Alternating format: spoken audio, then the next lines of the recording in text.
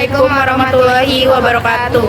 Perkenalkan, kami dari kelompok 4 Akuntansi Keuangan Menengah 2 ingin menganalisis investasi dari PT Kereta Api Indonesia. Saya Zahra Nawariza Matahari sebagai ketua. Saya Mila Sabila. Saya Novemia. Saya Indra Saptiana. Saya Nika Novia Rahmah. Assalamualaikum warahmatullahi wabarakatuh. Perkenalkan, nama saya Zahra Nawariza Matahari. Saya akan menjelaskan secara singkat tentang PT Kereta Api Indonesia.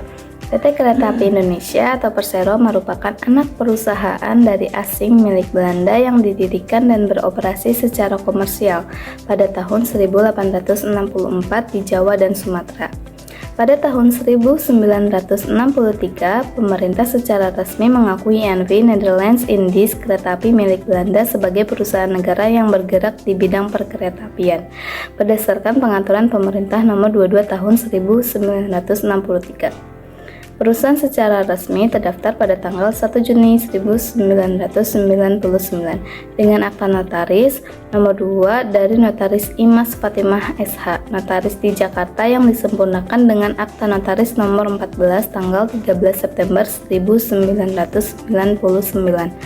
Perusahaan telah mendapatkan pengesahan dari Menteri Kehakiman Republik Indonesia melalui Surat Keputusan Nomor C17171 HT 0101 tahun 99 tanggal 1 Oktober 1999 dan diumumkan dalam Berita Negara Republik Indonesia Nomor 4 tambahan Nomor 240 tahun 2000 tanggal 14 Januari 2000. Lalu selanjutnya, laporan investasi PT Kereta Api Indonesia Persero per 31 Maret 2021 mencatat kepemilikan saham pada beberapa entitas, yaitu PT Perkebunan Nusantara 8 Persero, PSBI atau Pilar Sinergi BUMN Indonesia, dan PT Jasa Marga Properti Tbk. Perusahaan memiliki 25% saham di PT Perkebunan Nusantara 8 dan PSBI masing-masing dengan nilai investasi sebesar Rp1.125.000 juta. Selain itu, perusahaan juga memiliki 12% saham di PT Jasa Marga Properti Tbk dengan nilai investasi Rp540.000 juta.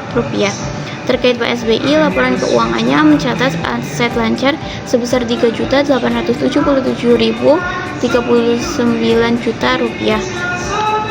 Aset tidak lancar Rp49.385.125 juta, sehingga total aset menjadi Rp51.262.164 juta per 31 Maret 2021. Liabilitas PSBI tercatat sebesar Rp48.816.380 juta dan ekuitasnya mencapai Rp4.445.784 juta.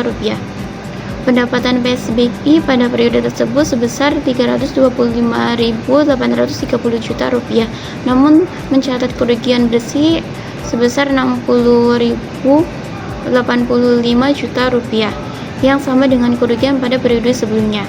Perusahaan telah melakukan penyisihan penuh terhadap nilai investasi di PSBI sejak tahun 2017 karena adanya penurunan nilai secara keseluruhan.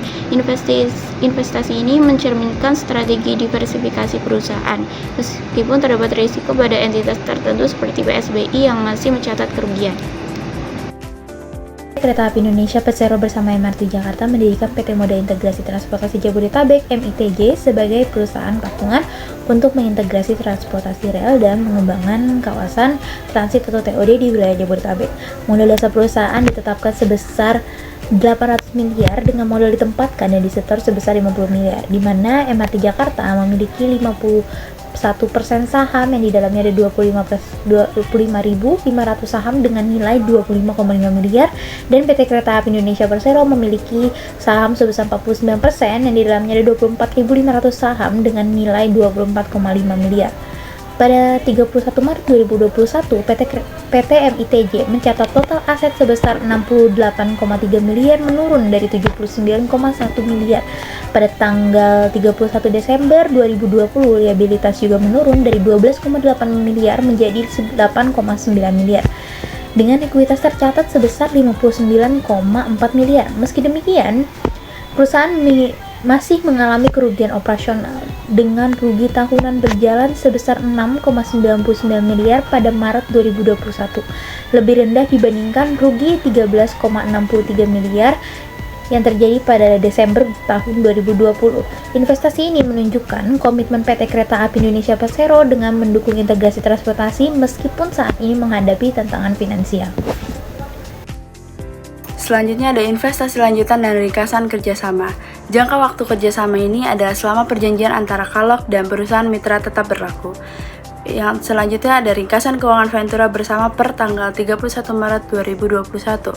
Yang pertama ada aset lancar sebanyak 19,26 miliar, aset tidak lancar sebanyak 19,52 miliar, dan jadi jumlah total aset menjadi 38,79 miliar.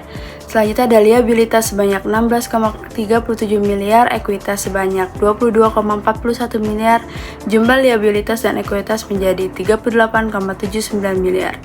Yang selanjutnya ada kinerja keuangan per tanggal 31 Maret 2021. Pendapatannya sebanyak 3,72 miliar, bebannya sebanyak 3,89 miliar, pendapat lainnya sebanyak 18,73 juta. Rugi tahun berjalannya sebanyak 140,34 juta. Dari data tersebut, Ventura bersama mengalami kerugian sebesar 140 juta pada periode ini. Hal ini menunjukkan adanya tantangan yang perlu diselesaikan dalam kerjasama ini. Kerjasama operasi atau KSO pengelolaan aset KAPM juga menandatangani perjanjian kerjasama dengan beberapa mitra, yaitu yang pertama PT Pasifik Prima Buana Mas, yang kedua PT Mega Dasa Semesta, yang ketiga PT Mahakarya Properti. Kerjasama ini bertujuan untuk membangun dan mengelola aset yang berada di beberapa lokasi strategis, yaitu yang pertama Stasiun Jatinegara Jakarta, yang kedua Warusi Sidoarjo, yang ketiga Banyumas Purwokerto. Kerjasama ini diharapkan mampu memberikan dampak positif bagi pengelolaan aset di lokasi-lokasi tersebut. Selanjutnya kesimpulan, kegiatan investasi PT Kereta Api Indonesia mencerminkan upaya diversifikasi dan pengembangan usaha melalui entitas asosiasi dan Ventura bersama di berbagai sektor seperti infrastruktur, transportasi, perbankan syariah, logistik, properti, dan pengelolaan fasilitas. Dengan total nilai investasi mencapai Rp123.852.522 per 31 Maret 2021. Investasi terbesar terdapat pada KSO Bumi Kalog sebesar Rp59.557.775 45%, dan PT Moda Integrasi Transportasi Jabodetabek sebesar Rp42.591.164 40%. Meskipun terdapat penambahan nilai investasi pada beberapa entitas, pengurangan juga terjadi, seperti pada KSO B Kalog. Laporan keuangan mencatat kerugian tahun berjalan sebesar Rp241.325.104, meningkat dibandingkan periode yang sama tahun sebelumnya, mencerminkan tantangan dalam pengelolaan beban operasional dalam investasi. Namun, total aset perusahaan tetap kuat di angka Rp57.225.225.023 secara keseluruhan. Investasi ini diharapkan mendukung pertumbuhan jangka panjang dan meningkatkan daya saing PT KAI. Meskipun pengelolaan investasi yang efektif dan strategi operasional yang adaptif menjadi kunci untuk menjaga keseimbangan antara ekspansi usaha dan stabilitas keuangan.